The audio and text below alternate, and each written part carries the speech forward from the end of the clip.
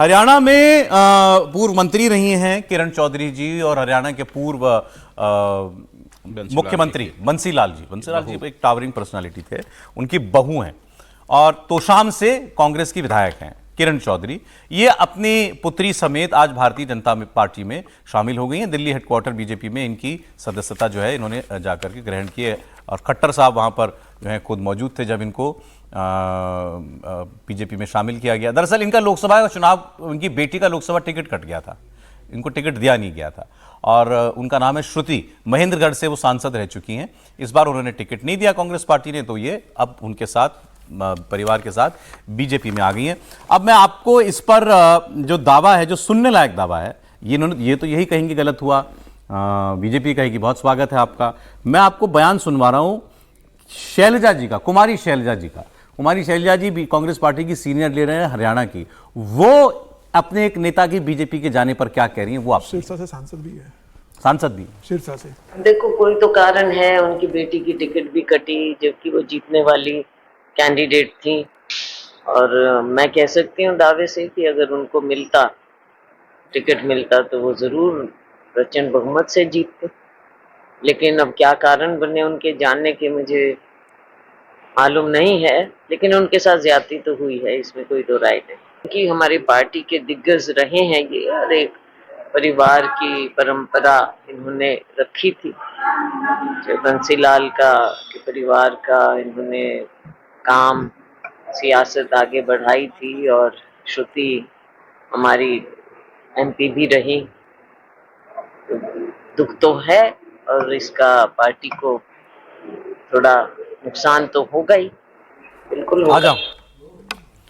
कुमारी शैलजा जो कह रही हैं कि इनके साथ तो ज्यादती हुई, ये तो जीतने वाली कैंडिडेट थी, भारी बहुमत से जीतती, अब पार्टी को इसका नुकसान भी होगा। हरियाणा में जो कांग्रेस पार्टी, और कांग्रेस पार्टी ने बड़ा अच्छा किया इस बार हरियाणा में, 10 में से 5 सीटें जीती है भाई, 5 सीटें भाजपा से छीन ली उसने। लेकिन जो हरियाणा कांग्रेस है, इस पर तो किताब लिखी जानी चाहिए।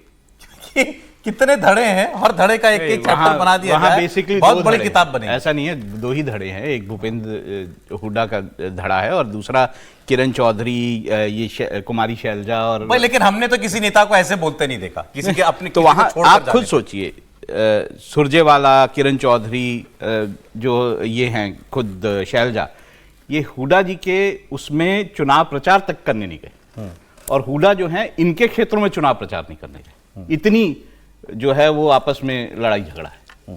वहां बताया जाता है, इनका एक गैंग का नाम दिया जाता है, किरण चौधरी और इन सबके गैंग का नाम बताया जाता था। गैंग मत बोलिए, गुट बोलिए। तो वो तो है ना। मतलब मैं इसको उस टर्म में नहीं बोल रहा कि गिरोह बोला जाता है कि ये गिरोह ये अलग है, ये गिरोह अलग है। तो उस तरह से वहां पे राजनीति होती है।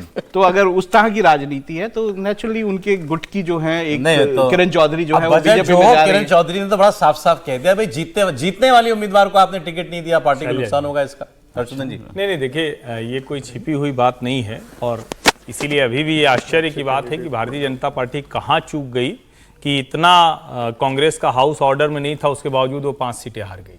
कहीं तो कुछ गड़बड़ हुई है जिसको भारतीय जनता पार्टी को देखना चाहिए। लेकिन कांग्रेस पार्टी के भीतर तो बहुत मारामारी है, बहुत जबरदस्त मारामारी है और ये कोई कसर एक दूसरे के खिलाफ छोड़ते नहीं है, ये कोई कसर नहीं छोड़ते हैं। अब किरण चौधरी और उनकी बेटी इधर आ जाएं, टिकट नहीं मिला इसलिए नहीं आए, लेकिन इसका जो असली मैसेज है उसको एक लाइन में पढ़ना चाहिए। ये सब तो होता रहेगा। क्या है? राहुल गांधी और प्रियंका के साथ आ जाने के बावजूद, इतना बड़ा बबल क्रिएट करने के बावजूद, कांग्रेसी छोड़कर भाजपा में जा रहे हैं, कांग्रेसी भाजपाई हो जा रहे हैं। एक लाइन की खबर ये, और भाजपा भी ले रही है। कितने लोग चुनाव में भाजपा से गए, दूसरी पार्टियों में गए नहीं। चुनाव हरा, राजस्थान में कितने लोगों ने सामान्य आना जाना होता है, राजस्थान से भी वो, ये हरियाणा से भी गए, उस तरह से होता है। लेकिन जब इस तरह से आप चुनाव हो गया, सब कुछ सेटल हो गया, चुनाव के समय में तो बहुत लोग आते जाते हैं टिकट के लिए या दूसरी वजह से टिकट नहीं मिला, लेकिन अगर चुनाव के बाद भी जा रहे हैं, इसका मतलब उनको लग रहा है कि कांग्रेस का भविष्य और कांग्रेस में उनका भविष्य, वो दोनों सुरक्षित नहीं है। उनको बीजेपी बढ़ती हुई पार्टी दिख रही, इसे भी देखना चाहिए। देखिए, भारतीय जनता पार्टी ने किरण थोड़ा सा विधानसभा की स्थिति पर भी बात कीजिएगा भाई। बहुत सारे लोग कह रहे हैं कि भाई विधानसभा में भाजपा को बचाने वाला कोई नहीं, मुश्किल है। हाँ, देखिए, भारतीय जनता पार्टी ने किरण चौधरी को ले लिया है और कहा यह जा रहा है, मतलब हरियाणा से जो खबर आ रही है, कहा जा रहा है कि उनसे कहा गया है कि दीपेंद्र हुड्डा की जो राज्यसभा की सीट खाली हुई है वहां से उनकी बेटी को राज्यसभा भेज दिया जाएगा। भारतीय जनता पार्टी अच्छा। उनकी बेटी को राज्यसभा देने की तैयारी में है। ऐसा कहा जा रहा है कि उनको कोई शर्त दी गई है कि कोई पोस्ट आपको दी जाएगी। तो मुझे लगता है कि भारतीय जनता पार्टी को उससे बचना चाहिए कि भाई वो टिकट चाह रही थी, कांग्रेस से टिकट नहीं मिला, तो अब उसको 10 साल बाद नजर आ रहा है कि प्रधानमंत्री मोदी देश का विकास कर रहे हैं, तो भारतीय जनता पार्टी में आ गई। अब उनको आप राज्यसभा दीपेंद्र हुड्डा की सीट पे दे दोगे। यही रहा कि नवीन जिंदल को आप ले आते हो, कुरुक्षेत्र से आप टिकट दे देते हो। यही होता है कि अशोक तंवर जो कांग्रेस में रहते हैं फिर आम आदमी पार्टी में जाते हैं, दोनों जगह कुछ नहीं कर पाते। आजकल आप बहुत नाराज चल रहे हैं। नाराज नहीं सर, मेरा ये कहना है कि पार्टी के कार्यकर्ताओं को आप आगे बढ़ाइए। आप दूसरे दलों के भ्रष्ट नेताओं को ले आओगे अपनी पार्टी के अंदर, अपने कार्यकर्ताओं को स्पेस नहीं दोगे तो पार्टी कैसे आगे बढ़ेगी? मैं तो चाहता हूं कि मना कर दें। अगर भारतीय जनता पार्टी के जिस नेता को खुद कांग्रेस पार्टी कह रही है कि लड़ती तो जीत जाती, वो अगर भाजपा में आना चाहे तो भाजपा के कांग्रेस पार्टी का वो धड़ा बोल रहा है। ऐसा मत कीजिए कि आप अशोक चव्हाण को लाते हो, लाते ही राज्यसभा भेज देते हो, नारायण राणे को लाते हो तुरंत राज्यसभा भेज देते हो। पार्टी के जो कार्यकर्ता लंबे समय तक इनके भ्रष्टाचार के खिलाफ जमीनी स्तर पर लड़ते रहे, वो हतोत्साहित होते हैं। आप कैसे इसको जायज ठहराओगे कि जो दूसरे पार्टी में भ्रष्ट थे आपके पार्टी में हरियाणा में विधानसभा में क्या होने जा रहा है आप ये बताइए। देखिए बहुत आसान नहीं होगा भारतीय जनता पार्टी के लिए, इसमें कोई दो राय नहीं, क्योंकि अब जेजेपी भी भारतीय जनता पार्टी के खिलाफ तैयारी से लड़ेगी। वो सरकार से बाहर हो चुकी है। मनोहर लाल खट्टर अब केंद्र के अंदर आ चुके हैं। सैनी साहब कैसा प्रदर्शन करते हैं मुख्यमंत्री के रूप में ये देखना पड़ेगा, लेकिन बहुत आसान नहीं होगा। जो जाट वोट है वो पूरी तरीके से अब कांग्रेस के साथ जुटे हुए हैं। जिसकी बात की जा रही है वो 40 ज्यादा से नहीं है, 40,000 वोटों से ही हारी है।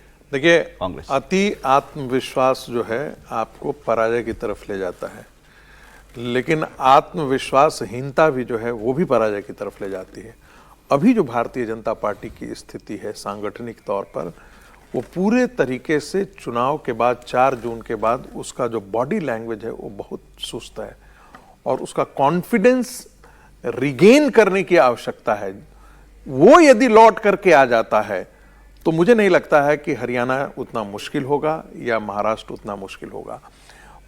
महत्वपूर्ण बात है कि आपको अपने ऊपर कितनी आप अपने तंत्र को कितना, ये बहुत छोटी सी चीज है कि आप बाहर से लेकर के आते हैं, बाहर से लेकर के आएंगे तो जो अपने अंदर का आदमी है वो अनिश्चितता के दौर में आएगा। मुझे अभी सामंजस्य बैठाना है बीजेपी को। नहीं, सामंजस्य ही नहीं है, आप लाइए ना। लाने के बाद उनको जो है आरपीएन सिंह को लाया गया था उत्तर प्रदेश में। कुर्मी के एक बहुत बड़े नेता थे, बड़े घराने से थे। राहुल गांधी के उस समय मनमोहन सिंह में मंत्री भी थे। लगा कि कुर्मियों का बहुत बड़ा वोट है, क्या वोट आया क्या, लेकिन फिर भी उनको 2 साल के बाद राज्यसभा दिया, 2 साल कम से कम उनसे काम करवाया। आप एक व्यक्ति को ऐसे ला करके दिया, आप तुरंत एमएलए या एमपी का चुनाव का टिकट दे देते हैं, पहले नहीं करती वो थी गलत पहले मैसेज नहीं करती थी।